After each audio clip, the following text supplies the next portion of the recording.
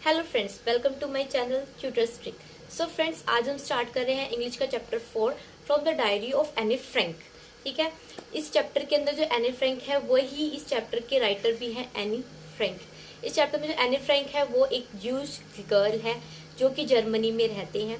वहां पर जर्मनी के अंदर हिटलर का जो टाइम चल रहा होता है, हिटलर जो है, हिटलर की जो नाजी पार्टी होती है, उनको जूस जो लोग हैं उनका वो विरोध करते हैं। तो क्या होता है कि जर्मनी पर हिटलर अटैक कर देता है, वहां पर जितने भी यूज लोग होते हैं वो उनको कंसंट्रेशन कैंप में ले जाके मार देता है। तो इस वजह से जो एनी फ्रैंक की जो फैमिली है वो जर्मनी छोड़कर 1933 के अंदर नेदरलैंड चली जाती है। सो क्या होता है फ्रेंड्स, 1940 के अंदर जो हिटलर है वो नेदरलैंड पे भी ही अटैक कर देता है, वहां पर भी वो जीत जाता है, हिटलर का राज स्टार्ट हो जाता है। वहां पर भी सेम चीजें चलने लग जाती है, जितने भी वहां के ज्यूश लोग हैं उनको कंसंट्रेशन कैंप में लेके जाया जाता है और उनको वहां पे मार दिया जाता है। सो इसी तरह से क्या होता है कि 25 महीने जो एनी फ्रैंक की जो फैमिली है वो छिप जाती है, जहां पर वो उनका बिजनेस उन्होंने अपना खड़ा किया था उसकी फर्स्ट फ्लोर के ऊपर जाके वो छिप जाते हैं। जो ज्यूश नहीं थे वो लोग उनको खाना दे देते थे, उनके जो फ्रेंड सर्कल में थे।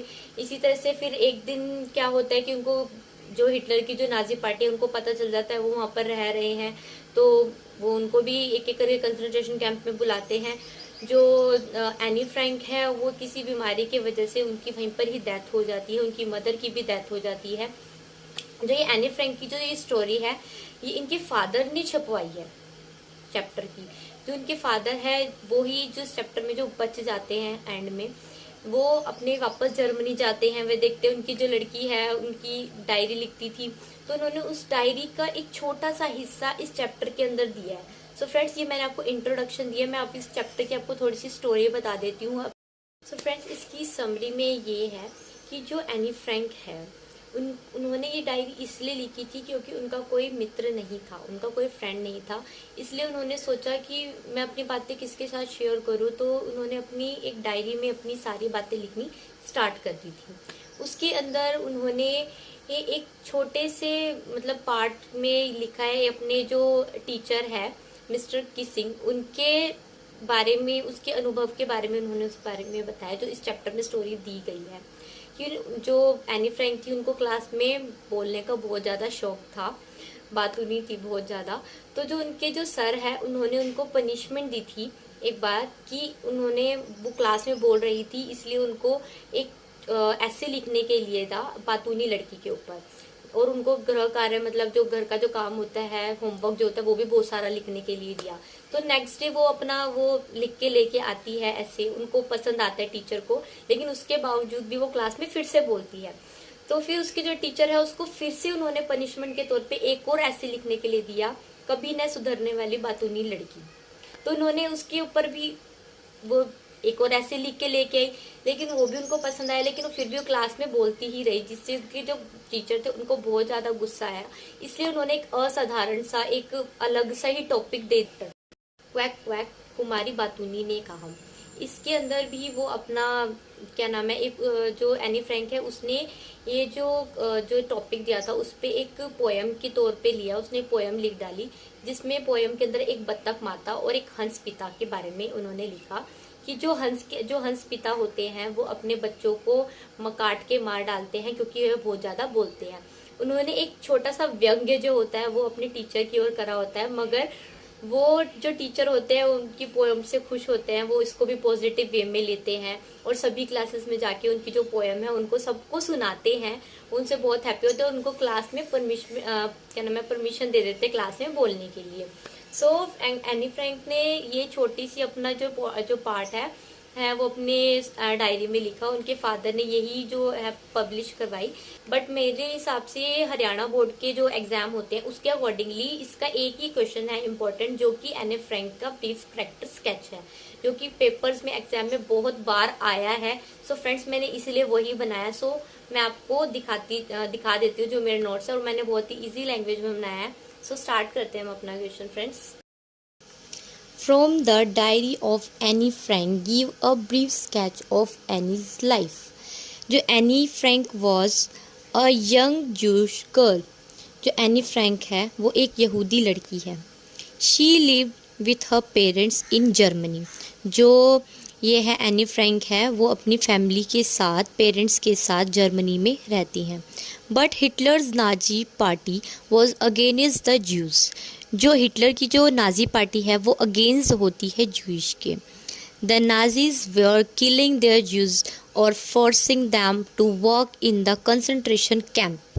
जो नाजी की जो नाजी पार्टी है वो मार देती है ज्यूइश को, फोर्सिंग करती है काम करने के लिए कंसंट्रेशन कैंप के अंदर।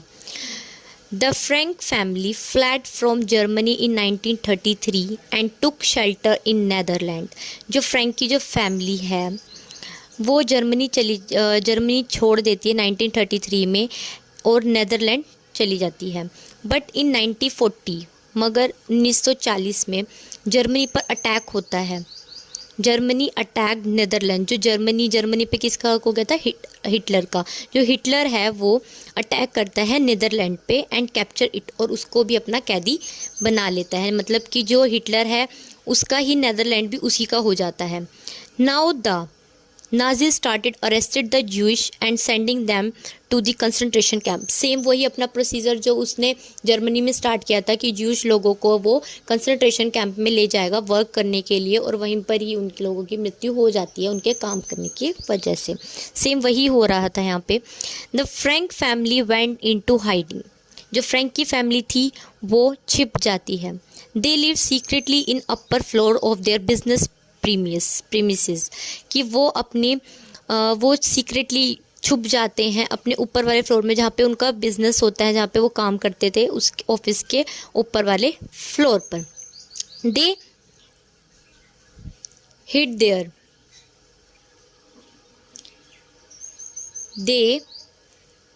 There for 25 months। वो 25 महीने छुप कर रहते हैं।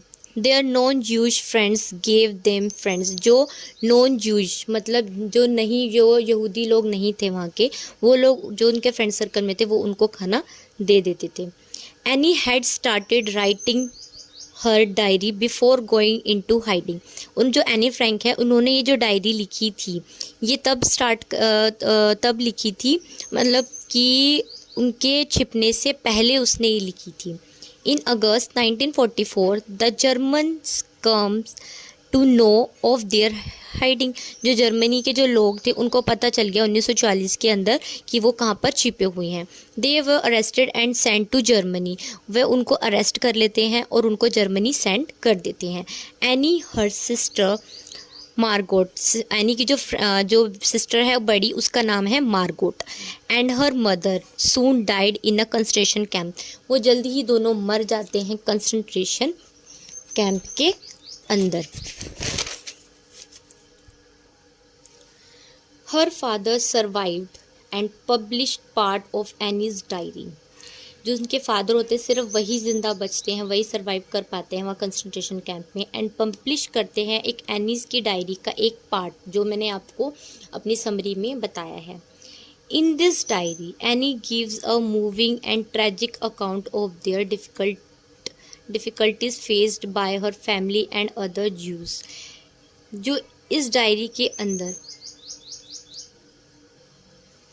इस कहानी के अंदर जो ये डायरी है उसके अंदर जो भी डिफ़िकल्टीज़ उसकी फैमिलीज़ और ज्यूज़ मतलब जो यहूदी लोगों को वहाँ के सहनी पड़ी है उसके बारे में डायरी में जो एनी फ्रैंक है उन्होंने बताया है।